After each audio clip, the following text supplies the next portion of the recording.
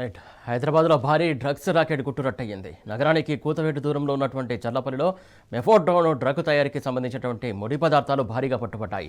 Mumbai crime branch రాష్ట్ర పోలీసులకు తెలియకుండా సీక్రెట్ ఆపరేషన్ నిర్వహించింది. రాచకొండ కమిషనరేట్ పరిధిలో ఈ భారీ డ్రగ్స్ దందా వెలుగు చూడడం దేశవ్యాప్తంగా సంచలనంగా మారింది. డ్రగ్స్ వ్యవహారంలో పోలీసులు, కాంగ్రెస్ నాయకుల పాత్రపై అనుమానాలు వ్యక్తమవుతున్నాయి.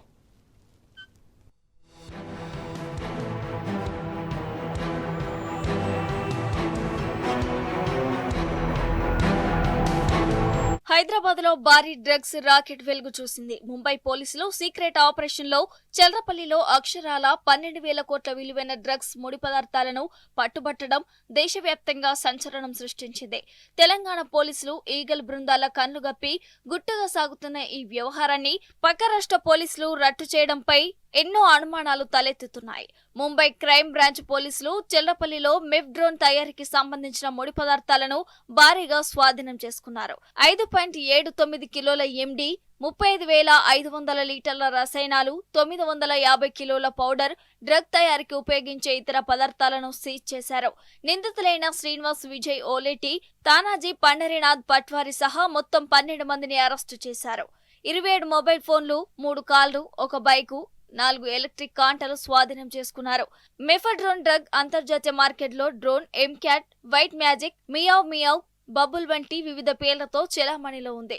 5.79 కిలోల ఎండి, ఇతర ముడి పదార్థాలతో 12,000 కోట్ల విలువైన డ్రగ్స్ ను తయారు చేయవచ్చని అంచనా వేశారు. మెఫడ్రోన్, యాంఫెటమైన్, క్యాథినోన్ తరగతులకు చెందిన ఈ సింథటిక్ డ్రగ్ ను వాడితే దాదాపు 24 గంటల పాటు మత్తు వదలదని చెప్తున్నారు.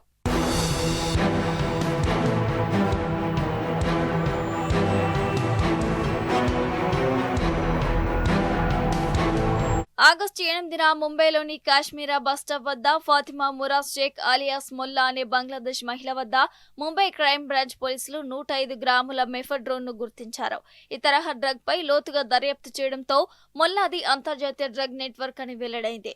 ఈ సమాచారం ఆధారంగా మరో 10 మందిని అరెస్టు చేసి పోలీస్ స్టేషన్ లో విచారించగా మెఫడ్రోన్ ను తెలంగాణ నుంచి కొనుగోలు చేసినట్టు వెల్లడైంది. దీంతో Mumbai crime detection unit cell 4 inspector Pramod Badak తన బృందంతో రాష్ట్రానికి వచ్చి చెల్లపల్లిలో రహస్యంగా వివరాలు సేకరించారు. నవోదయ కాలనీ ఫ్లాట్ నెంబర్ 193 వద్ద వాగ్దేవి ల్యాబ్స్ పేరుతో శ్రీనివాస్, విజయ్, తానాజీ పండరీనాథ్ తో కలిసి ఏకంగా మెఫడ్రోన్ తయారీ కర్మాగారాన్ని నిర్వహిస్తున్నట్టు తెలుసుకున్నారు. ఈ డ్రగ్స్ తయారీకి ఎలాంటి అనుమతులు లేవని, నిర్వాహకులకు కొందరు స్థానిక పోలీసులు, ప్రభుత్వ పెద్దల సహకారం ఉన్నట్టు అనుమానించారు. పోలీసు బృందంలో కొందరిని వాగ్దేవి ల్యాబ్స్ లో ఉద్యోగులుగా పంపారు. కొన్ని వారాల పాటు ఉద్యోగులుగా నటించి రహస్యంగా అన్ని వివరాలు ఆరా తీశారు. భారీగా డ్రగ్స్ ముడి పదార్థాలు వచ్చిన వెంటనే దాడి చేసి పట్టుకున్నారు.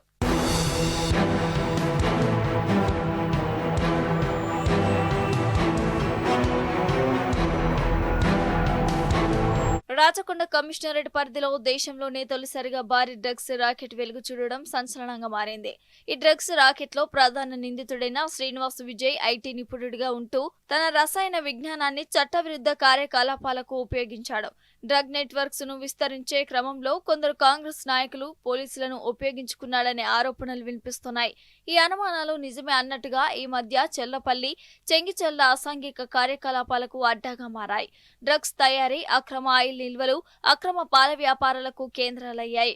అక్రమంగా తయారైన డ్రగ్స్ బయటకు ఎలా వెళ్తున్నాయి? ఔటర్ లోపల ఇంత భారీగా అక్రమాలు జరుగుతున్నా పోలీసుల నిఘా ఏమైంది అన్న ప్రశ్నలు అందరినీ తొలిచివేస్తున్నాయి. లోకల్ పోలీసుల అండదండలు, ఉన్నతాధికారుల ఆశీస్సులు ఉంటేనే ఇది సాధ్యమని పలువురు సీనియర్ ఆఫీసర్లు అంటున్నారు.